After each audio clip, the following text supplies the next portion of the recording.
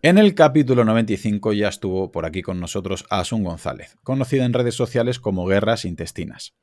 Hablamos sobre problemas digestivos, intestinales, ardores, hinchazón e intolerancias. Fue un capítulo que gustó mucho y que hoy lo vamos a complementar, ya que en muchas ocasiones la causa de estos problemas podría ser que padezcamos un sobrecrecimiento bacteriano en el intestino delgado, más conocido como SIBO. Y a veces puede que no sea la causa y sí la consecuencia de otros problemas, como por ejemplo podría ser una celiaquía. Así que para poder entender todo esto, que es bastante complejo, y de la mejor manera posible, os vuelvo a traer a Asun para que nos presente las bases de su último librazo. Tú también tienes SIBO, el cual obviamente recomiendo encarecidamente. Muy bienvenida, Asun, de nuevo. Muchísimas gracias por estar aquí con nosotros. Muchas gracias a ti, Claudio, por la invitación. Yo estoy súper feliz de estar en tu podcast, que me parece un imprescindible. Así que muchas gracias a todos los oyentes.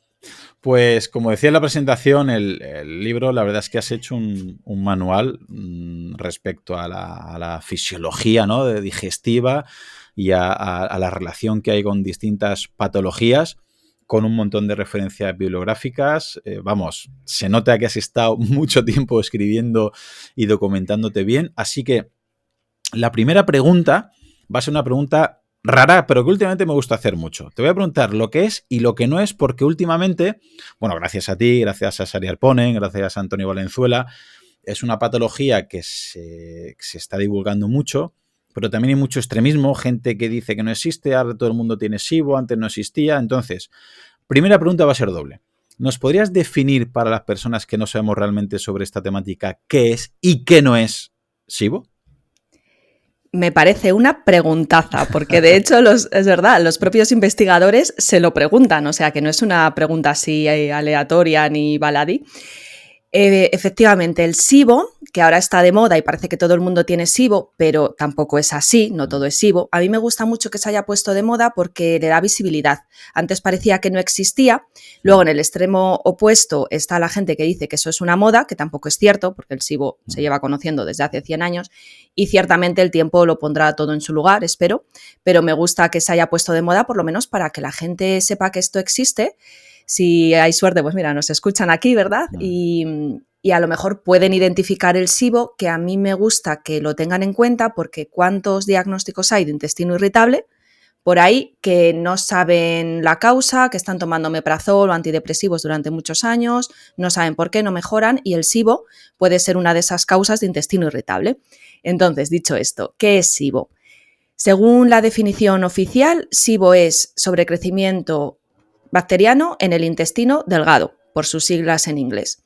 ¿Qué ocurre? Que este término se puso hace 100 años y como todo va avanzando, ya se ha visto que muchas veces no es sobrecrecimiento, sino un desequilibrio, lo que llamamos disbiosis. Otras veces no son solo bacterias, pueden ser arqueas, que son otro tipo de microorganismos y nos ocasionan el SIBO-metano. Puede ser que ni siquiera esté en el intestino delgado, sino en el intestino grueso, que también es una opción de SIBO.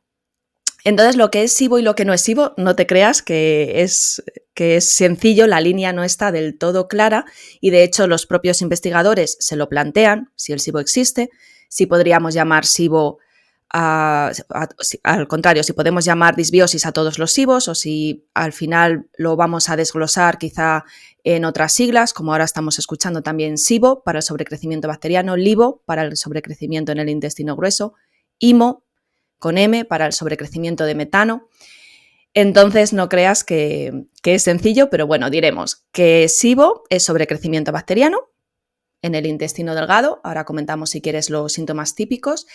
Y lo que no es SIBO también pueden ser muchísimas cosas. Los síntomas no están del todo muy claros a veces, son síntomas inespecíficos, además están en las tripas, que no tenemos mucho acceso a ellas y a veces se confunden con otras cosas. Entonces es muy importante siempre contactar con un buen profesional que nos haga las pruebas y que nos diga si es SIBO o no es SIBO, porque hay otras causas de esos síntomas digestivos que no vamos a saber si no nos hacen las pruebas adecuadas. O sea, podemos entender que hay distintos tipos de patologías y que no es fácil, ¿no?, intentar detectar de dónde viene.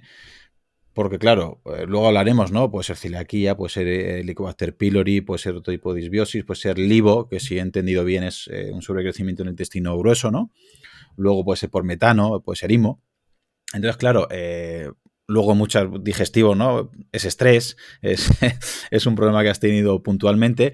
Entonces, una de las maneras, si entendemos bien o he entendido bien tu libro, es, bueno, una manera de eliminar una hipótesis, una posibilidad muy amplia de que no sea otra cosa es, vamos a ver si es un SIBO, porque hasta que no descartemos que es un SIBO, y en el caso de que lo fuera, puedes estar dando muchos palos, puedes estar tomando muchas decisiones equivocadas porque no estás yendo a la raíz del problema, que en muchas ocasiones, no siempre, en muchas ocasiones es excesivo, que repito, es sobrecrecimiento bacteriano en el intestino delgado, y para que la gente lo pueda aterrizar, ¿nos podría decir qué síntomas son compatibles? ¿Es posible que una persona, que repito, que no es siempre y siempre deberían estar asesorados por su médico o su profesional de salud respecto a esto, que nadie tome decisiones solamente escuchando un podcast ni en YouTube, pero sí, por ejemplo, ¿podríamos intuir qué síntomas estarían relacionados con este SIBO?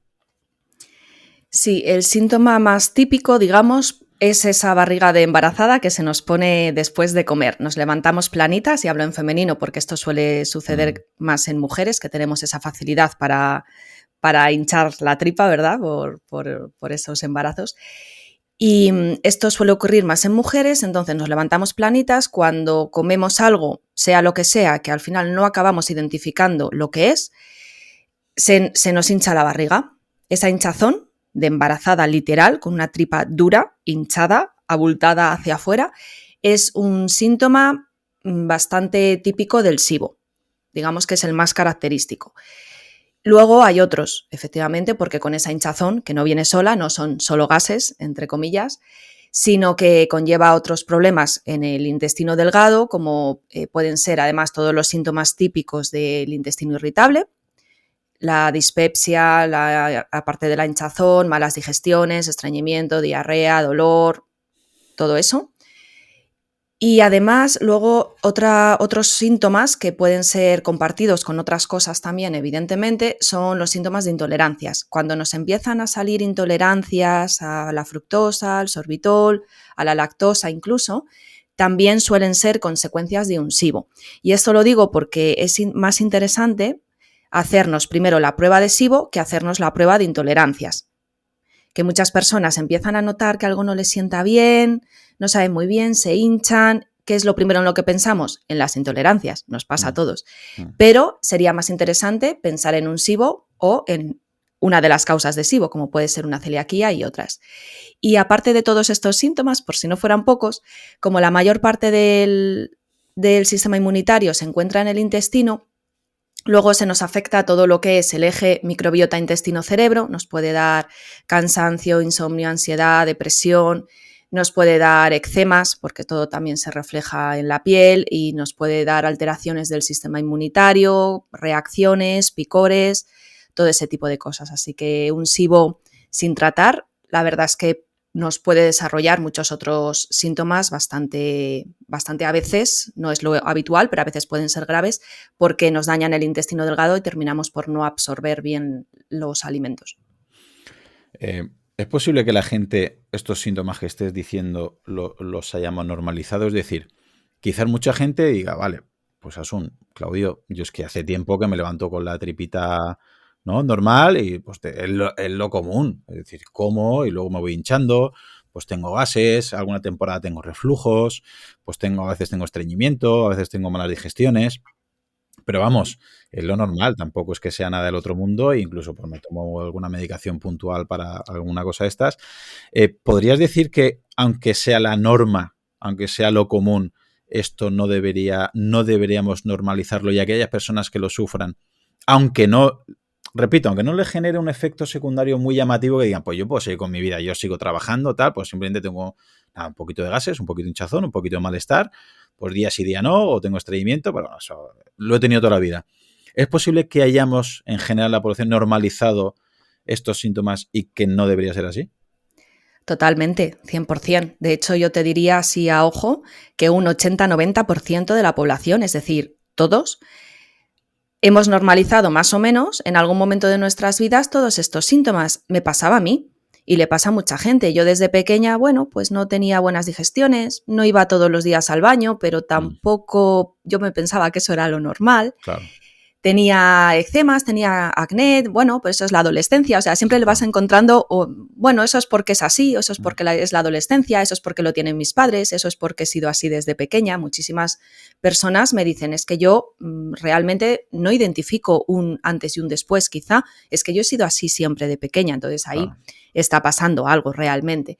Y no lo debemos normalizar. A ver, todo el mundo es muy dueño de hacer lo que quiera con su salud, pero si notamos que algo no va bien, si notamos que las digestiones son pesadas, que no vamos al baño todos los días, que tenemos hinchazón, eso no es normal. Eso no es normal. Y lo que pasa que es cierto que hay que tener ganas de meterse en estos fregados, ¿verdad? Porque, bueno, es consultar. Luego, al final, es más sencillo de lo que pueda parecer. Pero, claro, todos comenzamos, yo qué sé, pues por ir a la sanidad pública, te dan cita para dentro de 6 meses, parece todo como un peregrinaje, perdón. Y no es sencillo, pero desde aquí tenemos que mandar el mensaje, oye, que no es normal. Para tener buena salud, tenemos que estar bien en todos los aspectos, sentirnos bien, sentirnos con energía, sentirnos con ganas de hacer cosas, con vitalidad. Y si no te encuentras con esa vitalidad porque ya tú mismo notas que algo está fallando, recomendamos, por supuesto, mirarlo porque por supuesto que se puede mejorar. Comentabas también que muchas intolerancias muchas veces son la consecuencia, es decir, que hay gente que tiene intolerancia de repente, ¿no?, a cualquier tipo de alimento, o como decías, ¿no?, a veces la lactosa, a veces el sorbitol, a veces la fructosa. Y claro, se piensan que eso es, vamos a poner como el malo per se, ¿no? Pues, bueno, pues si soy intolerante a la lactosa o a la fructosa o al sorbitol, no lo tomo y ya está. Pero tú comentas en el libro, ¿no?, que habría que dar un paso más y dices, bueno, ¿y por qué de repente eres intolerante a X o a Z o a Y? A lo mejor es porque había previamente un SIBO y ese SIBO está creando una derivada, ¿no? Y esa derivada es una intolerancia. Con alergias y con otras sensibilidades alimentarias también podría pasar lo mismo. ¿Podrían ser causa? ¿Podría ser consecuencia? ¿Hay alguna relación o son cosas independientes? Hay una relación siempre con todo lo que nos pasa en el cuerpo, ¿verdad? Y además con las enfermedades intestinales, que como bien nos decía Hipócrates, todas las enfermedades comienzan en el intestino. Hay una relación completa. Ahora, hay que hacer varios apartados o varias puntualizaciones. Por ejemplo, hay alergias que son, digamos, puras, mediadas por inmunoglobulina C, como puede ser la alergia al polen, y podemos tener una alergia a los alimentos, que es más frecuente sobre todo en los niños, a la leche, a la proteína de leche de vaca, al huevo, etc. Entonces, esa siempre nos va a llevar nuestro alergólogo. Todas esas alergias alimentarias nos pueden causar un daño en el intestino y un daño al sistema inmunitario, con lo cual nos pueden desarrollar SIBO, disbiosis, intolerancias. Pero lo importante aquí es la alergia alimentaria. Después, otro apartado sería la intolerancia a la lactosa. Hago este apartado porque lo normal en el ser humano es no tolerar la lactosa. Cuando somos pequeños somos mamíferos y tenemos esa capacidad de tolerar la leche materna, pero lo normal en la población mundial es perder esa capacidad de tolerar la lactosa con la edad adulta, porque la mayoría de las poblaciones ancestrales, pues esto es un tema de evolución, perdían esa capacidad, a no ser que fuera una población ganadera, eran cazadores-recolectores y entonces lo que no se usa el cuerpo, ¿para qué lo va a tener? Que eso es un gasto energético. Y lo normal en la población es no tolerarlo. Normalmente las únicas que lo suelen tolerar un poquito mejor son las poblaciones del norte de Europa. Y aquí en España, pues alrededor de la mitad de la población lo tolera, a veces sí, a veces no. Entonces, que tengamos una intolerancia a la lactosa es lo normal. Es lo habitual, no es ninguna patología, es evolutivo. Y luego ya el resto. Si nos metemos con intolerancias a la fructosa, al sorbitol, sensibilidades alimentarias que no tenemos muy claro, pero nos sale algún eczema, incluso a veces la intolerancia a la lactosa, también en pequeña parte de la población es secundaria a un daño intestinal, que puede ser el daño intestinal por SIBO, por celiaquía, por enfermedad inflamatoria intestinal, por cualquier otro daño, por tóxicos, por antibióticos, yo que sé, cualquier otro tipo de agresión al epitelio intestinal nos va a causar una intolerancia secundaria que como las enzimas están en ese borde del cepillo intestinal, cuando curamos el intestino, se nos revierten. Pues yo creo que con lo que has dicho ya mucha parte de los oyentes estarán pensando, yo creo que tengo alguna posibilidad de tener SIBO, o mi pareja, o mi hijo, o mi madre, o mi padre, o mi vecino. Entonces, para ir digamos, al diagnóstico, ¿nos podrías decir qué pruebas son las que detectan, o por lo menos detectan, o por lo menos estamos hablando de una detección precoz, o no tiene por qué ser precoz, pero qué pruebas son las que tendríamos que hacernos para saber si tengo SIBO? Y por desgracia, ¿cuáles son las que muchas veces se hacen y a veces creemos que nos estamos realizando unas pruebas para detectar si tengo SIBO y nos están midiendo otra cosa? La prueba que se suele utilizar en clínica es la prueba de aire expirado a lactulosa o lactitol. Y hago este inciso porque si bebemos lactosa estaremos haciendo una prueba de intolerancia a la lactosa, si bebemos fructosa estamos haciendo una prueba de intolerancia a la fructosa, porque el mecanismo es igual. La prueba es igual que cuando hacemos una intolerancia a la lactosa, bebemos un azúcar y vamos soplando cada 20-25 minutos por unas pajitas. O sea, es una prueba súper sencilla, no es invasiva, está accesible en todos los sitios, más tendré que decir en lo privado que en lo público. En lo público todavía nos hacen las pruebas de intolerancias, pero no nos hacen todavía la prueba de SIBO. Ojalá esto cambie. Y esta es la prueba que se utiliza en clínica. En investigación se utiliza otra, pero nos tendrían que hacer una gastroscopia, entonces eso no es útil en la clínica habitual porque no se hace. Esta prueba de aire expirado es una prueba indirecta, pero correlaciona bastante bien con los síntomas y luego en las investigaciones con la prueba esta que hablamos de la gastroscopia. Entonces será la prueba de elección que utilizaremos para saber si tenemos SIBO o no tenemos SIBO. Fuera de aquí, el resto de pruebas no nos van a diagnosticar SIBO. ¿Y a cuáles me refiero? Una prueba de heces no diagnostica SIBO. Una analítica de sangre no diagnostica SIBO. Una prueba de intolerancia a lo que sea tampoco nos va a diagnosticar SIBO, no nos va a servir. Entonces, fuera de esta prueba de aire expirado, lactulosa o lactitol, el resto no nos sirven. No quiere decir que sospechemos de un SIBO por otras causas y por eso siempre va a ser de ayuda la ayuda de un profesional que nos guíe, porque hacer esto solos, la verdad que no lo recomiendo porque luego hay que hacer una preparación que a veces no se hace bien. Hay que, luego cuando nos dan el resultado, pues igual no lo sabemos interpretar o cuando tengamos que poner el tratamiento, quizá tampoco sepamos hacerlo. Entonces, este tipo de pruebas, aunque sepamos aquí, digamos, la que es, siempre con ayuda profesional. Y diferenciar de otro tipo de pruebas, aunque también sea de aire expirado, como son de intolerancias, ¿no? De histamina o carbohidratos, que en este caso, en vez de lactulosa o lactitol, serían otro tipo de productos los que ingieres. Y también aquí, por lo menos lo que antes te comentaba, ¿no? Un poquito fuera de micro, que hay mucha confusión. Diferéncianos de esta prueba de SIBO respecto de esta prueba de intolerancia de histamina o carbohidratos, para que la gente pueda entender si han hecho una prueba, si realmente le han descartado SIBO o le han descartado una intolerancia a un carbohidrato o a la histamina. La prueba a la histamina es diferente a la prueba de SIBO y de carbohidratos. La prueba para saber si tenemos intolerancia a la histamina realmente son dos. Una prueba genética, que nos pueden hacer en sangre o con una torunda de estas tipo CSI en boca. Y luego se recomienda hacer una prueba en sangre de actividad de la DAO, de la diaminoxidasa. Luego las causas de histamina elevada son muchísimas y ahí entra ya tema de alergólogo. Pero si nos ceñimos a intolerancia a la histamina mediada por la enzima DAO, diaminoxidasa, sería una prueba en sangre. Eso lo vamos a tener claro, pero luego es cierto que hay mucha confusión cuando nos hacemos una prueba de carbohidratos, intolerancia a los carbohidratos, porque es que el mecanismo es igual, es el mismo kit, es el mismo mecanismo, es la misma logística, es la misma preparación, es lo mismo todo. Lo único que va a diferir es el azúcar que bebemos. Si va a ser uno u otro, si vamos a beber lactosa, vamos a hacer una prueba de intolerancia a la lactosa. ¿En qué consiste estas pruebas? En que el azúcar, o sea, nos van a ver lo que expiramos en el pulmón, nos van a medir esos gases y van a ver lo que metabolizan las bacterias, en este caso. Entonces, el mecanismo es igual y por eso es muy, muy importante que sepamos qué azúcar estamos bebiendo.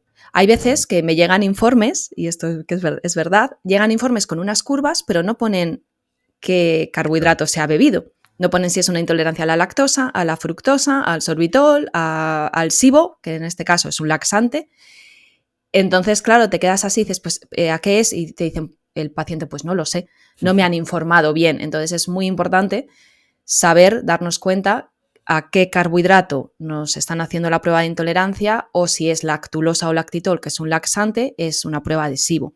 Pero es importante saberlo, pues bueno, para que luego no nos confundamos y nos informen después bien a lo que estamos haciendo la prueba.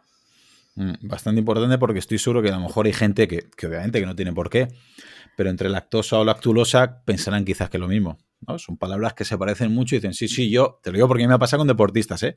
No, a mí ya me han descartado ese tipo de problema y ves que la prueba es con lactosa y dices, no, te han descartado cierta intolerancia a la lactosa, pero no tiene nada que ver con lo que estamos hablando. Y ya las personas que les tiene claro que con este lactitol esta lactulosa es para determinar si tienen o no tienen este SIBO, este sobrecrecimiento bacteriano. Luego lo vamos a complicar un poquito más, porque luego de esto hay tres tipos de SIBO, ¿no? Vemos que hay SIBO de hidrógeno, de metano y de sulfuro. ¿Nos podrías explicar a grosso modo estas tres diferencias, a qué se debe y cómo podríamos... todas las pruebas miden los tres tipos de gases. ¿Hay alguna diferencia que tenemos que saber entre ellos? ¿Hay algún falso negativo? Cuéntanos un poquito de estos tres tipos de SIBO. Repito, hidrógeno, metano y sulfuro. ¿Qué diferencia hay para que lo conozcamos todos? Sí, además es súper importante saber que hay estos tres tipos de SIBO actualmente porque, claro, las investigaciones van avanzando. Al principio solo había hidrógeno, después se añadió el metano y ahora recientemente, desde hace unos poquitos meses, se ha añadido el sulfuro. Y es importante saberlo porque cuando nos hagamos la prueba, también es importante saber si nos van a medir esos tres gases. Lo que no recomiendo nunca es hacer una prueba de SIBO, aunque bebamos esa lactulosa, ¿verdad? Que se parece a lactosa, pero no es igual, que es un laxante. Aunque hagamos bien toda la preparación y bebamos el laxante correcto, si vamos a hacer una prueba solo a hidrógeno, no nos va a valer, porque nos estamos dejando fuera otros dos gases. De hecho, a mí me pasó. Claro, estamos hablando de hace muchísimos años. Yo decía, yo tengo SIBO. Y entonces fui, ¿dónde hay una clínica por aquí que yo me lo pueda hacer? Y la primera prueba SIBO que me hicieron fue a hidrógeno solo. ¿Qué ocurre? Que me dijeron, no tienes SIBO. Pero realmente sí que lo tenía y estuve muchos meses buscando por otros sitios, sin saber qué era el SIBO de verdad, sin tratarlo y todas las consecuencias de pérdida de tiempo, de dinero, de energía y de todo. Entonces al final tenía SIBO metano. Mínimo nos tienen que medir dos gases, hidrógeno y metano. Esto a día de hoy se hace en cualquier laboratorio. Todos son fiables, todos son buenos. Si tenemos una clínica cerca de casa o nuestro profesional nos indica algún laboratorio online, lo que sea, son todos bastante fiables, o sea que tampoco vamos a buscar uno en concreto porque la verdad es que como es una prueba sencillita, la hacen todos bastante bien. Y después el tercer gas que se está midiendo ahora recientemente es el sulfuro. Esto no lo tienen todos los laboratorios, cada vez se irá implementando más. Pero también es interesante si sospechamos o nuestro profesional sospecha que podemos tener este tipo de SIBO. Entonces diremos que mínimo hidrógeno y metano y sulfuro si quizás sospechamos de ese tipo de SIBO por diferentes síntomas, así como más de intoxicación y otros síntomas que suele ocasionar el sulfuro. Decías que no hicieron, al solo medirte el hidrógeno, la interpretación de esos resultados fue un falso negativo. ¿Por qué muchas veces puede haber una interpretación errónea de los resultados? ¿Nos podrías explicar así de manera sencilla cómo interpretar los resultados? Y me parece que la primera lección es eso, ¿no? Que solo descartar que solo te hagan la interpretación de un gas, porque quizás el hidrógeno, que intuyo que sería tu caso, ¿no? No salió positivo, pero no significa que no hubiera un sobrecrecimiento, sino que las bacterias estaban comiendo en otro lado y claro, ese gas no sale alterado, pero porque están comiendo en otro sitio, no porque no hicieran eso. ¿Nos podrías explicar más o menos algunas pautas para saber interpretar bien los resultados? Efectivamente, Claudio, porque como bien dices, el hidrógeno se lo comen las bacterias de sulfato y también se lo comen las arqueas del metano. Entonces hay veces que no sale hidrógeno, pero es porque las otras bacterias se lo están comiendo. Las claves para interpretarlo: el hidrógeno lo vamos a mirar solo hasta el minuto 90 y si nos da más de 20 puntos o 20 partes por millón va a ser positivo. Sin embargo, el hidrógeno no se considera demasiado problemático. Luego el metano va a ser positivo si nos da más de 10 puntos o 10 partes por millón en cualquier punto de la prueba, de principio a fin. El hidrógeno solo se mira hasta el minuto 90, que digamos es donde se hace el corte entre intestino delgado e intestino grueso, y después sí nos va a interesar que suba el hidrógeno. Pero el metano no, el metano para ser negativo tiene que estar bajito todo el tiempo. Si sube en cualquier momento, sea al principio, sea al final, más de 10, entonces va a ser una prueba positiva. Y el sulfuro está muy bajito, alrededor de 1,5 o 2 partes por millón. Y para que sea negativo tiene que estar a 0, porque el sulfuro es bastante problemático, más que el hidrógeno, y cualquier exceso en este gas puede ser bastante tóxico. Entonces, digamos que el sulfuro es el más complicado de tratar. Uh-huh. El hidrógeno entendemos que has comentado que a partir del minuto 90, que es cuando ya más o menos, ¿no?, aproximadamente el intercambio de intestino delgado e intestino grueso, debería estar, has dicho, como máximo en 20 partes por millón, pero luego la curva natural es que suba a partir de los 90 minutos. Con lo cual, si viéramos una gráfica que es completamente plana, aunque esté en 10, en 15, en 20, en 8, en un valor, y no sube después del minuto 90, aunque ahí no apareciera un positivo, sería un falso negativo, quiero entender. Eso es. Muy bien, Claudio. Vale. Pues esto ocurre, ya es que eres un experto. De tanto leerte al final se me quedan cosas. Fenomenal. Esa es una causa además de un falso reporte a veces en las pruebas de los laboratorios. Cuando la prueba es 0,0000 todo el rato a hidrógeno y a metano y no nos han mirado el gas sulfuro y es 0,0 todo el rato a esos dos gases, entonces podemos sospechar que sea un sibosulfuro. ¿Por qué? Porque, como decíamos antes, no nos están midiendo esas bacterias y son bastante abusonas. Estas bacterias sulforreductoras se están comiendo todo el hidrógeno y entonces por eso aparece 0. Pero vamos a sospechar de un sibosulfuro. Dependerá luego de los síntomas, podemos comprobarlo después con otra prueba, pero sospecharemos. De hecho, en Estados Unidos se utiliza una prueba plana para sospechar de sibosulfuro. En tu libro le dedicas un apartado especial a este SIBO de sulfuro, porque comentabas, ¿no?, que hasta hace poco ni se medía y ahora mismo se le está dando bastante importancia y, de hecho, creo recordar que a nivel sintomático es el que más da, el más agresivo, por así decirlo, ¿no?, el más molesto, querría decir. Más o menos, ¿nos podría decir qué síntomas puede presentar una persona que tiene SIBO sulfuro que quizás si es SIBO de hidrógeno metano no los tiene tan exagerados o no los tiene? El síntoma así como más característico del sibosulfuro, que no le pasa a todas las personas, pueden ser los gases súper malolientes, como si el azufre es el olor este de los volcanes, del huevo podrido, de unos gases que tienes que poner el baño en cuarentena, que no te soportas ni a ti mismo. Pero es cierto que no a todo el mundo le pasa. De hecho, en las últimas investigaciones, como el sibosulfuro es el menos estudiado, es el más novedoso, en las últimas investigaciones se ha visto que no a todo el mundo le pasa esto de los gases, ni a todo el mundo le da diarrea, porque otro síntoma característico que se asociaba con el sibosulfuro era la diarrea. Bueno, se ha visto que a veces sí, a veces no. La mitad de los pacientes tienen diarrea, la otra mitad tiene estreñimiento. Cuando tenemos un exceso de esas bacterias que están produciendo el sulfuro de hidrógeno, vamos a sentirnos como intoxicados. Es una cosa así un poco subjetiva, pero como, pues eso, como si estuviéramos, nos sentimos mal, nos sentimos raros, nos sentimos que nos duelen las articulaciones, que nos duele la barriga, que tenemos como niebla mental o mucha dificultad en pensar o en recordar cosas, como si estuviéramos, pues eso, como si estuviéramos intoxicados de alguna forma. Y esto es porque el hidrógeno de sulfuro es un neurotransmisor, un gasotransmisor se llama, al igual que puede ser el óxido nítrico. Entonces intervienen muchísimas en muchísimos factores del cuerpo, y entre ellos también uno que está muy estudiado es en la tensión, en la vasodilatación o vasoconstricción. Cuando tenemos un exceso de hidrógeno de sulfuro vamos a tener vasodilatación y a veces también nos puede dar una bajada de tensión. Muchas veces creo que también se puede incluso a nivel de diagnóstico todo esto confundir o a veces dar otros falsos negativos porque mucha gente dice no, me salió la analítica que era Helicobacter pylori y ya me lo atajaron, ya pues me tomé los antibióticos y ya de hecho estoy curado.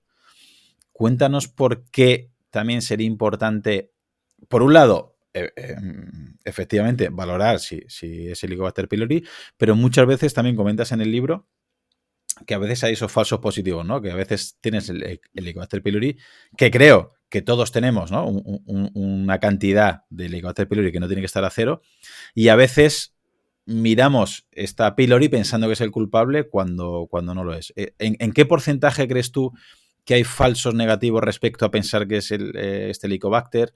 ¿O siempre habría que intentar medirlo antes para saber si es el problema?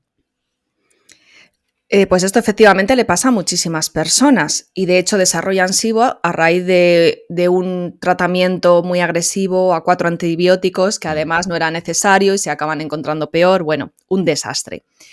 ¿Qué es lo que ocurre con pylori? Que Helicobacter pylori vive con nosotros. Es una bacteria más de los millones que tenemos. Vive en el estómago y la mitad de la población mundial aproximadamente tiene Helicobacter. Podemos pensar así, para que nos entiendan, que puede ser como un herpes. Muchas personas tienen un herpes. ¿Qué ocurre? Que cuando nos bajan las defensas es cuando sale el herpes, ¿no? Y tenemos aquí en el labio, nos sale, ¿por qué? Porque, bueno, hemos tenido una bajada de defensas, que se suele decir, o algún problema, algo así. Con Helicobacter pasa igual, la mitad de la población lo tiene, solo que no a todo el mundo le da problemas. Entonces, si nos miden solo presencia o ausencia de Helicobacter, le pueden estar echando la culpa a Helicobacter cuando realmente no está haciendo nada, simplemente está ahí, pero está bien. El problema viene cuando tenemos algún problema en el estómago, porque tenemos, yo que sé, tomamos omeprazol o tomamos algún fármaco, tenemos malas digestiones, tenemos la mucosa irritada por alguna otra cuestión.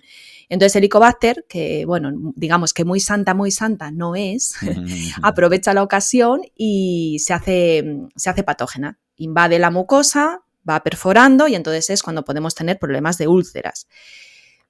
Pero aquí sí que nos tienen que medir si nos miden la actividad de Helicobacter a través de, por ejemplo, de este test de la ureasa, que se suele hacer, está disponible en todos los sitios, y la tenemos muy alta, tenemos esos síntomas o nos hacen una gastroscopia y tenemos una úlcera, pues por supuestísimo hay que tratarla y hay que acabar con ella para que no sea peor, porque hoy hay casos, no son los habituales, pero hay casos de cáncer gástrico asociados a Helicobacter. Pero no es la mayoría de la población, de hecho es muy poca población. Y se le suele echar mucha más culpa de la que tiene. Vemos que hay Helicobacter, nos dan un tratamiento antibiótico, 4 antibióticos además, que cada vez hay veces que no termina de ir bien y nos dan más rondas y otra ronda. Hay gente que incluso lleva 4 rondas antibióticos. Y Helicobacter, pues bueno, pues no se acaba de erradicar, pero no era el problema inicial, sino a lo mejor la mala mucosa gástrica o algún otro problema no resuelto que no está dejando que eso se solucione, pero desde luego que los antibióticos, así como primera opción para Helicobacter, simplemente porque está presente sin saber si está ocasionando algún problema, nos pueden dar muchísimos problemas después. Corrígeme, pero yo veo que esta Helicobacter pylori se ha llevado gran parte de la mala fama, ¿no? O sea, es una culpable muy común, muy fácil de echarle las culpas a ella. Y por otro lado, también veo que la celiaquía pasa un poquito de puntillas por aquí y es muy, muy difícil que le hayan descartado a una persona que sea celíaca o no. Y la pregunta es, ¿hasta qué punto crees tú que hay celiaquía no diagnosticada? Porque una vez estudias un poquito esta enfermedad autoinmune y ves los síntomas que tiene, que también tiene mucha correlación con el SIBO, ¿no? Con las disbiosis y con problemas digestivos, digamos. Veo una correlación muy baja entre síntomas que presenta una persona y las opciones que le hayan hecho, le hayan descartado celiaquía. ¿Crees que es importante que en los casos que haya estos síntomas que estás comentando, aparte de la prueba de SIBO, todo lo que has explicado, del Helicobacter pylori, que además también, o incluso la primera, descartemos celiaquía porque puede ser ya no la consecuencia, sino la causa de todo? Totalmente. Yo soy muy pesada con la celiaquía y ya no solo porque yo soy celíaca y parte de mi familia también, y si no es por eso no solucionamos el resto de los problemas de salud, sino porque los estudios dicen que alrededor de un 85% de los celíacos están sin diagnosticar. Es que esto es una barbaridad. Son casi todos. Entonces yo soy, claro, ¿por qué? Bueno, hay muchos factores, pero es que es tremendo. Entonces yo siempre insisto mucho que ante cualquier problema de salud, y mucho más si es digestivo, descarten celiaquía. Hay muchas veces que te dice la persona, bueno, pero es que yo no tengo diarrea. Parece que solo los síntomas de celiaquía son digestivos, y no, para nada. La celiaquía no es una intolerancia al gluten, ni mucho menos. Es una enfermedad sistémica y autoinmune. Y eso significa que, como cualquier otra autoinmunidad, nos puede afectar a cualquier parte del cuerpo. De hecho, un síntoma muy característico de la celiaquía es la dermatitis herpetiforme, y solo con ese diagnóstico de dermatitis herpetiforme vamos a saber que tenemos una celiaquía.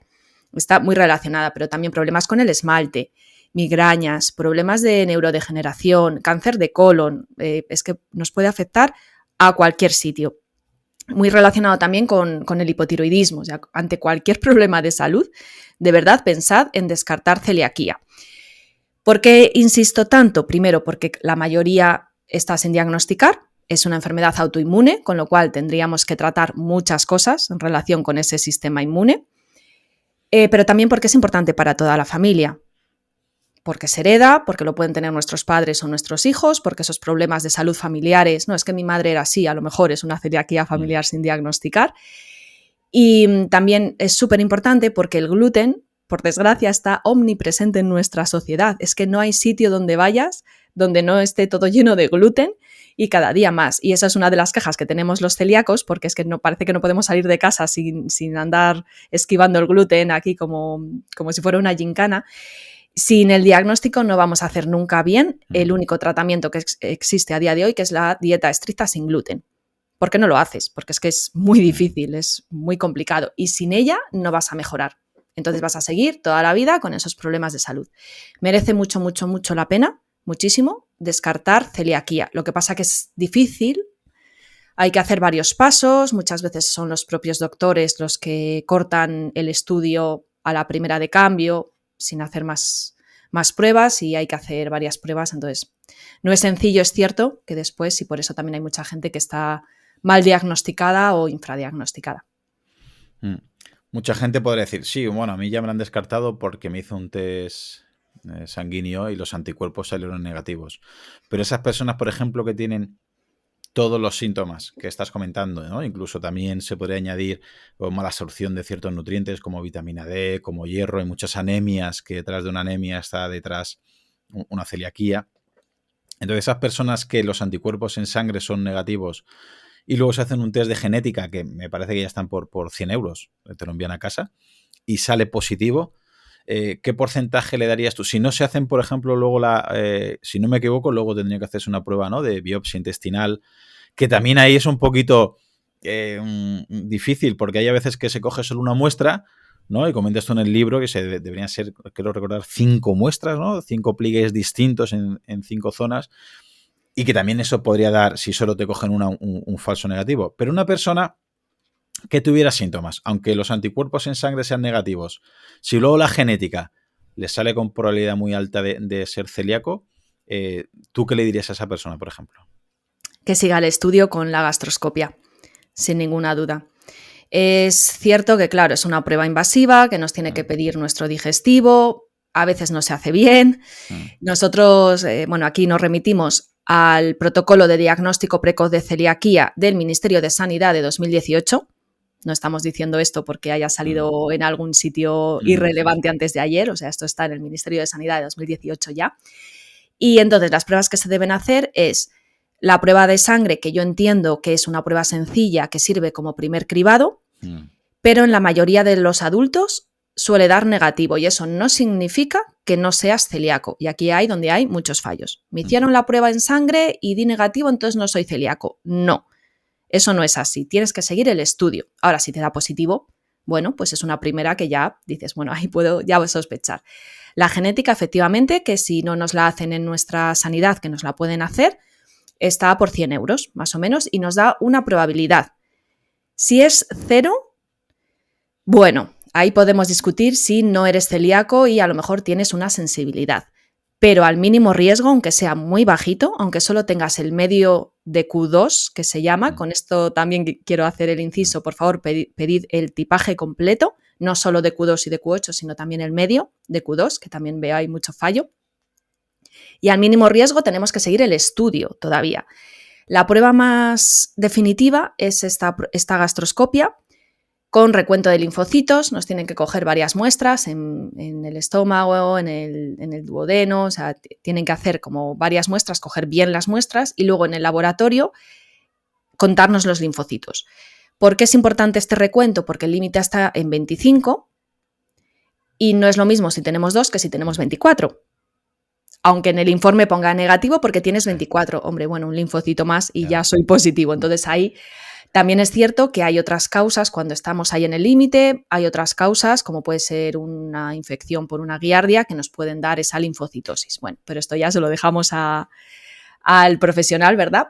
Y esa sería como la prueba definitiva. Y después, ya cuando nos hacen esta prueba para la que tenemos que estar comiendo gluten, que es muy importante porque si no nos va a dar negativo, claro, y si no se come hay que hacer una reintroducción, luego ya pasaremos a hacer una prueba sin gluten, porque también es importante, pero una vez pasadas estas pruebas, ¿vale? Quizá ya podamos pensar, bueno, pues voy a dejar el gluten una temporada a ver qué tal me encuentro. Y aquí es cuando surgen las sensibilidades al gluten no celíacas. Mis pruebas son negativas, pero a mí el gluten, mira, me sienta fatal. Dejo el gluten y se me pasa todo. Yo aquí sospecharía si a lo mejor era una celiaquía que no han acabado de mirar bien, pero bueno, ahí está el diagnóstico y es importante también hacer todos estos pasos que no son sencillos y si nos lo puede guiar un profesional, pues evidentemente mucho mejor. Sí, no, desde luego. Yo comprendo la complejidad de este tema y por eso creo que hay tantísimos falsos negativos y gente sin diagnosticar.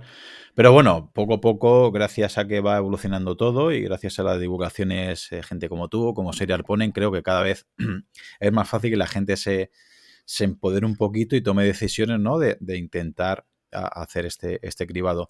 Y luego, para la gente que ya tenga claro que tiene, volviendo un poquito a este sobrecrecimiento bacteriano, a nivel de tratamiento, también a veces un poquito de popurrí, ¿no? Hay probióticos, hay prebióticos, tú hablas mucho de la lactoferrina, eres muy fan de la lactoferrina. ¿Por dónde recomendarías? Obviamente esto siempre tiene que ser individualizado, con lo cual lo que digas ahora realmente imagino que no tendría validez para nadie en concreto, pero sí, grosso modo, ¿por dónde más o menos deberíamos o podríamos empezar a intuir qué sería lo más importante? ¿Un probiótico, un prebiótico, alimentación en concreto? Cuéntanos un poquito. Mi number one aquí del tratamiento, efectivamente, yo soy muy fan de la lactoferrina y de los probióticos, porque cuanto más estudio y más veo en la clínica, más me doy cuenta que es lo que mejor funciona. ¿Pero por qué? Porque hay un cambio de paradigma en el que el SIBO no es una infección, sino un desequilibrio. Entonces, si no es una infección, la primera línea de tratamiento no debería ser un antibiótico, porque precisamente el antibiótico que está diseñado para matar bacterias siempre nos va a causar un desequilibrio de la microbiota intestinal, que es que se ha diseñado para eso, que todavía hay gente que dice, no, mi antibiótico no da disbiosis. Bueno, eso, perdona, pero no es así. Entonces, como no es una infección, sino un desequilibrio, lo que más nos va a ayudar a equilibrar son nuestros amigos los probióticos, que son esas bacterias que se han demostrado un beneficio para la salud, eso sí hay que elegirlos bien, y la lactoferrina, a la que llaman la molécula milagrosa. porque está presente en la leche materna, en secreciones como las lágrimas, por ejemplo, la saliva. Y tiene un papel, es súper segura, tiene un papel fundamental en la regulación del sistema inmunitario como antimicrobiano, pero también como anti-aging, bueno, para regular el ADN, bueno, es una cosa maravillosa, deberíamos tomar todos lactoferrina porque nos va a venir muy bien. Entonces, mi opción de tratamiento para comenzar sería ese. Evidentemente, esto no servirá para todo el mundo o hay que personalizar porque no todos los probióticos valen, hay que seleccionarlos bien, no solo con la cepa específica, sino para la enfermedad concreta que igual no en todo el mundo va a ser igual. No es lo mismo un SIBO que venga de una celiaquía que un SIBO que venga de otra cosa. Entonces hay que seleccionarlos bien. Y yo iría como con todo lo que podamos hacer, probióticos, lactoferrina, dieta, ejercicio, etcétera, etcétera, pero siempre eligiendo lo más seguro, lo que mejor ratio beneficio-riesgo aporte, aunque se tarde un poquito más. Porque hay veces que queremos, que a mí me pasaba, ojo, que yo no digo, yo decía, no, a mí mira, yo estoy harta, dame el antibiótico ya porque es que quiero terminar con esto. Error. Las prisas no son buenas. Igual que con el ejercicio, ¿verdad? No podemos pasar de ser un tirillas a ser un cachas en un día porque algo ahí no funciona. Pues con esto, con la microbiota, mucho mimo. Completamente de acuerdo. Pues ahora también me gustaría, porque yo, por ejemplo, leyéndote, veo que hay muchas cosas a la hora de hacer por ejemplo, una dieta, ¿no? Una planificación nutricional para tratar este SIBO, que realmente también valdría para prevenir. Entonces, aquellas personas que digan, yo, por ejemplo, yo personalmente no tengo, toco madera a día de hoy, problemas, ¿no?, digestivos, ¿vale? Creo que soy de los pocos de los que me rodea porque... Cuídate mucho, por Dios, Claudio, que igual necesitamos tu microbiota en algún momento. Yo, mirad, como anécdota, ya que han pasado más de 45 minutos de podcast, ya nos escucha menos gente. Amigos, compañeros, familiares, atletas que asesoro. Yo les llevo, sobre todo a los atletas, ¿no? En un Excel que me tienen que rellenar la escala de Bristol. Me tienen que apuntar todos los días la escala de Bristol. Y es realmente llamativo que gente normaliza lo que comentabas, ¿no? Unas heces que son claramente que no funciona bien o están estreñidos y lo han normalizado.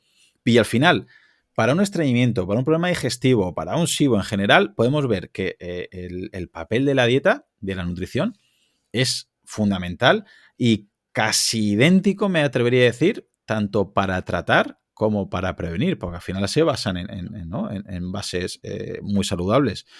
¿Nos podrías decir en qué nos podríamos basar bien para tratar o sobre todo para prevenir y que el día de mañana no tengamos una disbiosis, aunque dependerá de muchos otros factores, pero bueno, dentro de lo que la nutrición puede hacer por nosotros? ¿Qué nos podrías decir, Asun? Pues efectivamente lo que comemos es fundamental. Suena un poco, no sé, como muy básico decirlo aquí porque todos tus oyentes ya están súper instruidos en esto, pero hay gente que de verdad allá afuera, como yo digo, no relaciona lo que come con su salud ni siquiera. Ni siquiera, o sea, bueno, son cosas que dices, bueno, pues evidentemente si es la gasolina que tú le estás metiendo a tu cuerpo, pues por supuesto, claro que va a afectar, y más si hablamos de problemas digestivos. Pues efectivamente la dieta podría ser tratamiento y a la vez prevención. Si hay algo que estamos de acuerdo, todas las dietas saludables y todos los nutricionistas, seamos de la rama que seamos, es que ultraprocesados no. Y aquí sí que es verdad que he visto algunos deportistas, no todos, porque hay gente que se cuida muchísimo, pero algunos, como hacen deporte, parece que tienen más licencia para comer lo que sea. Bueno, como yo hago deporte, pues me tomo cervezas, o como yo hago deporte, pues luego como la hamburguesa o como mal o refrescos, porque bueno, lo gasto. No, error. La nutrición no son solo calorías y aunque tú hagas el ejercicio no te exime de comer bien. Y al contrario, la persona que come bien tampoco le exime de ser sedentario todo el día, porque una cosa no compensa para nada la otra. Entonces, a nivel de nutrición diremos que ultraprocesados no, eso lejos. Y luego ya dentro de comida real, de carne, pescado, huevos, verduras, frutas, setas, es que es así de sencillo y de complicado a la vez, por la industria que nos llena de paquetes y de colorinchis. Si te fijas, estos alimentos que has dicho ninguno lleva gluten. Totalmente. Porque, perdóname que te interrumpa, con algún compañero en el instituto, lo comentaba el otro día con una compañera, ¿no? Que decía, es que me dice un amigo que todo tiene gluten. Y yo le digo lo contrario. Digo, claro, es que según lo que tú interpretes como comida, si para ti la comida es la bollería, los envasados, las galletitas, pues realmente todo lo que tenga etiquetas, ¿no? Con muchos ingredientes, al final va a llevar gluten. Pero si te vas a la comida base, a frutas, verduras, legumbres, tubérculos, carnes, pescados, huevos, no lleva gluten. Solamente habría que quitar de una dieta más normal, más tradicional, ¿no? Las pastas, las harinas, tal, que realmente no es precisamente la mejor comida que hay. Pero si nos vamos a la base, ¿verdad? Tampoco tenemos gluten, con lo cual realmente no sería tan difícil comer sin gluten si lo hacemos así, claro. Si vas a un supermercado, pues hay muchas cosas que tienen gluten. Si vas a un restaurante de estos que hay mucho rebozado y hay, pues obviamente mucho será gluten, ¿no? ¿Estás de acuerdo con esa afirmación? 100%. De hecho, cuando yo escucho por ahí la controversia que hay con el precio de la cesta de compra sin gluten, yo digo, mira, que a mí me da igual lo que valgan tus galletas. Claro. Me da igual si valen 1 euro que si valen 5. Es que a lo mejor las como una vez al mes. Lo que a mí me interesa es que me bajes el precio de los huevos, del pescado. Claro. Entonces, realmente, una dieta buena, saludable, sin gluten es exactamente igual que una dieta buena y saludable de otra persona, porque se basa en productos frescos del mercado. Entonces, aquí la dificultad viene cuando tú sales fuera de tu casa y tienes que hacerle entender al personal de hostelería que tu pescado, aunque tú te pidas el pescado, no tiene que estar rebozado ni tiene que estar esparcido con miguitas de pan. Es lo único, pero sí que es cierto que la dieta debería ser así de sencilla para todos, para con gluten, para sin gluten, para SIBO, esa es la base. Sí que es cierto, aquí tengo que decir en relación a la dieta y el SIBO, la base es esta dieta antiinflamatoria, pesco-mediterránea, báltica, llámala como quieras, la de tu zona tradicional, pero las dietas restrictivas como la dieta baja en FODMAP, que también se utilizan muchísimo, esas no curan. Esas dietas no curan, simplemente ayudan a bajar un poco los gases, pero se ha visto que a la larga pueden ser contraproducentes. Entonces, si alguien nos escucha y le han puesto lo típico, antibiótico y dieta FODMAP, por favor, que no la haga más de, diría, 15 días, un mes, como máximo. Que pase a comer de forma saludable, eso sí, que para mí es lo complicado, comer sano. Pero luego la mayor variedad que puedas para la microbiota le va a venir muy bien. Sí, entendemos que esta dieta FODMAP al principio es demasiado restrictiva, que puede venir bien, ¿no? Puede venir súper bien, entiendo, los primeros días, las primeras semanas, pero conforme vaya pasando el tiempo, estás quitando demasiados nutrientes, demasiados alimentos y puede llegar a ser contraproducente. El problema que yo me imagino que habrá aquí es que la persona pasa a estar mal a estar bien y dice, ostras, esto es lo que me vale a mí. ¿Pueden ir por ahí los tiros? ¿Es lo que suele pasar? Sí, es lo que suele pasar. Porque le estás quitando, digamos, el alimento a las bacterias que ellas van a fermentar, entonces te encuentras mejor, no en todas las personas, ojo, porque se ha visto que funciona en la mitad. En la mitad funciona, en la mitad no funciona. Pero es cierto que a las personas que les funciona se encuentran bien, entonces dicen, ¡ay, qué alivio! Yo tiro con esto años incluso. ¿Y qué es lo que pasa? Que van perdiendo la capacidad de tolerar esos alimentos que antes toleraban, que a lo mejor el ajo o la cebolla te daba un poquito de gases, pero lo podías comer y ahora a la mínima que tomas te pones fatal, peor que antes. Y es cierto que yo pensaba que era un poco como leyenda urbana, pero no, hay muchas personas que se quedan comiendo solo arroz y pollo.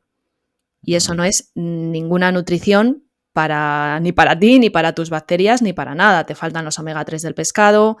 Bueno, ya hablamos de, si nos ponemos frikis, el ratio glicina-metionina de la carne magra, el arroz que no tiene más que almidón. Entonces ahí te faltan todas las vitaminas, minerales, te falta mucha nutrición ahí. Completamente. Vale, pues ya sabemos que tenemos que evitar los ultraprocesados, sabemos que tenemos que comer lo de siempre, ¿no? No descubrimos nada raro. Sí hacer bastante hincapié siempre en las setas, con lo cual es bastante interesante. Y ahora vámonos al papel del ejercicio, porque como comentaba, ¿no? Mucha gente y me parece también lógico, ¿no? Cuando hablamos de problemas digestivos, de sobrecrecimiento bacteriano, de disbiosis, hacemos hincapié, ponemos el énfasis en lo que comemos y es normal. Pero ¿hasta qué punto crees tú que el ejercicio físico puede influir también, repito, como tratamiento, como prevención? Y a modo de anécdota, hay gente, deportistas sobre todo, repito, que en la época que más entrenan o que entrenan, sobre todo los corredores, tienen mejores digestiones y mejores heces que en épocas que no están entrenando. Así que, ¿hasta qué punto el ejercicio físico ayuda en todo este proceso para tratar y sobre todo pues para prevenir o como coayudante a todo el proceso digestivo? Fundamental, fundamental. O sea, aquí ya, y fíjate que yo me dedico más a nutrición y soy súper pesada. Si soy pesada con la celiaquía, con el ejercicio, ni te cuento. Siempre a la mínima que puedo, por favor, haz ejercicio. ¿Qué tal va tu ejercicio? Yo entiendo que yo no soy la profesional para ayudarles, pero por favor, buscad siempre un entrenador o algo para hacer algo, porque es que el ejercicio es básico como el dormir. Sin dormir y sin respirar sabemos que morimos, ¿no? Pues sin ejercicio no vamos a estar sanos, pero ni de broma, o sea, ni con el SIBO, ni hablando de otros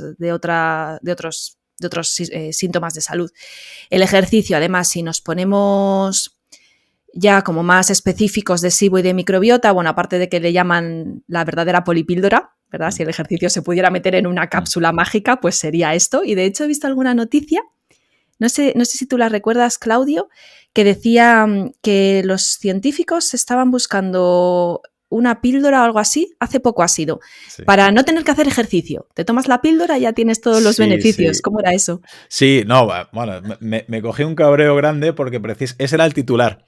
Era el titular. Claro, te metes en la noticia y resulta que el estudio es, como se ha demostrado que el ejercicio tiene tantísimos beneficios, para las personas que no podían moverse de la cama, pues porque una patología muy grave y no podían moverse, pues intentar imitar, fíjate, es que ponían que intentaban imitar algunos de los beneficios del ejercicio para poder, pues eso, ¿no? Pues dárselo a las personas que estaban encamadas y no tienen la opción, que una vez lees el estudio y dices, ostras, qué bien me parece. Para las personas que no se pueden mover, ostras, pues mira, muy bien, ¿no? Que le intenten dar cualquier cosita que... Pero claro, ¿cuál era el titular? Tú lees el titular y dices, ostras, me tomo la pastilla, voy a adelgazar, voy a coger masa muscular, va a mejorar mi hueso, voy a descansar mejor. Claro, y ese es el problema que tenemos. Pero claro, son más de 9.800 moléculas que modifican, que modula el ejercicio físico. Y como decías, a nivel digestivo, obviamente, yo entiendo que no será lo más urgente, como tú comentabas, ¿no? Es decir, no vale de nada que seas deportista de élite o de alto rendimiento y comas mal, que es una de las críticas que yo tengo, porque, por ejemplo, perdóname que me enrollo un poquito más en esto, porque muchas veces tú ves un ciclista al Tour de Francia o ves un competidor a nivel internacional de élite, de Ironman, de ultramaratón, del Tour de Francia, ciclismo, o sea, ejercicios que son de muy larga duración y tienen que tomar tantísima cantidad de calorías que o toman ultraprocesados o no llegan. Y si no llegan, no rinden. Y si no rinden, no acaban las etapas y pierden dinero y ganan mucho dinero. Eso hay que entenderlo. Entonces, los podemos ver que en una Vuelta Ciclista a España o el Giro Italia o el Tour de Francia llegan y le dan fantas y ositos de gominola y desde fuera dices, esto es para la microbiota. Bueno, es un deportista profesional que su equipo se juega muchísimo dinero y o hace eso o se va a la calle. Pero ¿qué pasa? Eso lo extrapolamos y hay gente popular, como yo, que en mi grupeta, hay gente que lleva todo el día esas barritas, esas gominolas y dices, no tienes por qué llevar eso.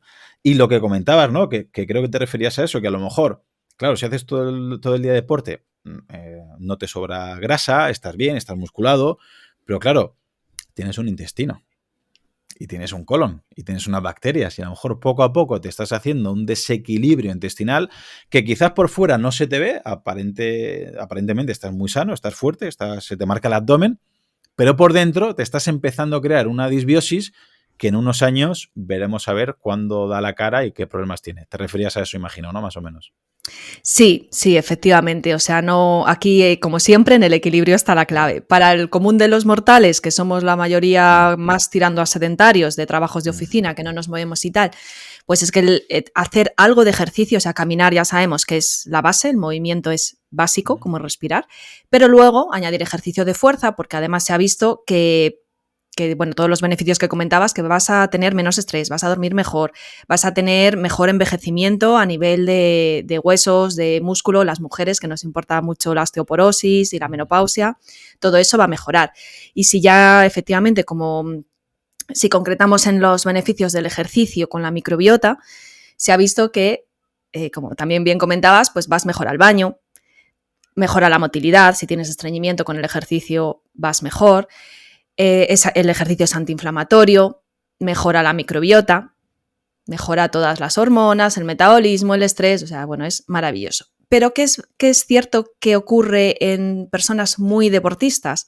Pues que yo veo que como eso, que como todo les vale, o han visto que toman Fantas y ositos de gominola, hay muchos geles, que hay algunos que la mayoría tela, entonces yo les veo que se están inflando a suplementación, cualquier suplementación, y cuando ves los ingredientes de esa suplementación, que puede ser whey, pero luego lleva mm, aditivos, edulcorantes, mm, sucralosa, acesulfamo K, todos esos aditivos son causa directa de SIBO y de disbiosis porque afectan a la microbiota. mm. Entonces hay que tener en cuenta la nutrición que sea lo más limpia posible. Hombre, si haces un tour y cuando terminas te tomas una Fanta, pues, no, pues bueno, ya está, es un día al año, pero que eso no se convierta en el día a día de las personas, sobre todo si no son deportistas de élite, porque todos esos edulcorantes, aditivos y bueno, todo eso, toda esa suplementación, los geles, todo eso le va a afectar a la microbiota y claro, a la larga le puede causar problemas, que no sería la primera vez que lo vemos, ¿eh? No, no, sí, claramente. Yo soy el primero que cuando, por ejemplo, la grupeta o yo mismo, cuando son tiradas más largas, obviamente al final, si vas a consumir algo de carbohidratos porque quieres esa energía, que luego sería otro debate, ¿no? Otro debate, ¿no? Pues se puede hacer cetosis.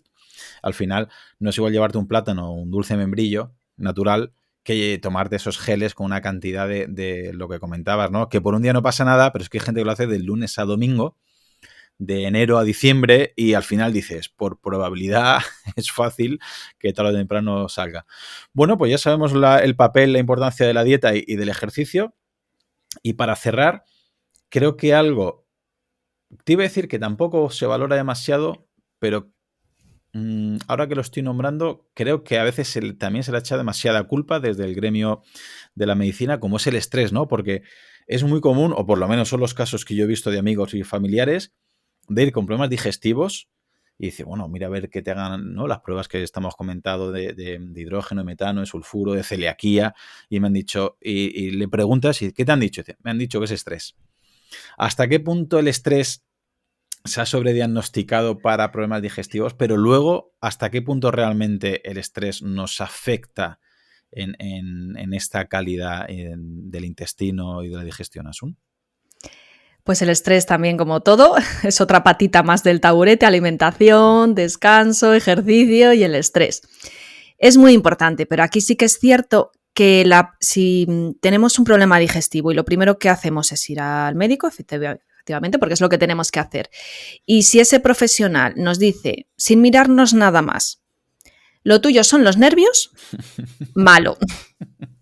Cambiemos de profesional ya mismo. ¿Por qué? Porque eso ya se creía en los años 50, o sea, es que estamos hablando de la evolución de todos estos problemas digestivos y se ve que en los años 50 el colon irritable o el síndrome de intestino irritable eran los nervios, entre comillas, ¿vale? Se pensaba que eso era cosa de mujeres histéricas o algo de eso. Eso es ya hace más de 80 años, o sea que no. A día de hoy ya sabemos que los problemas pueden ser muchísimos, sean orgánicos o sean de microbiota, y que nos tienen que mirar muchísimas cosas antes de decirnos son los nervios. Es que eso no es así, es como te lo estás inventando todo. Tú estás mal, pero te lo estás inventando. A ver, no, eso no lo vamos a aceptar bajo ningún concepto. Vamos a ver qué nos puede estar pasando. Pero dicho esto, también el estrés es una de esas causas de SIBO y de intestino irritable, ciertamente, pues claro, efectivamente. ¿Pero por qué? Por una fisiología pura. Cuando tú estás nervioso, estresado, porque evolutivamente te persigue el león, que siempre ponemos este ejemplo, pero es que es como muy visual, tú no te vas a sentar a comer. No, lo que tienes que hacer es irte corriendo porque es que te comen, ¿vale? Cuando estamos estresados o estamos en esa predisposición de lucha o huida y estamos nerviosos, agitados y pendientes de otras cosas, el cerebro está a otras cosas, no está a comer. Y la primera fase de la digestión es la fase cefálica, donde el cerebro dice, ojo, vamos a comer, qué bien. Voy a decirle al intestino y al estómago que vayan secretando sus cosas, que se viene la comida.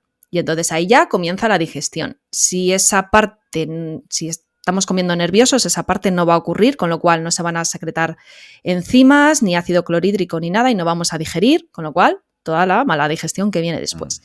Y es cierto que aunque no vamos a aceptar que sea lo primero que nos digan, hay muchas personas que hasta que no solucionan esto, tampoco acaban de mejorar del todo.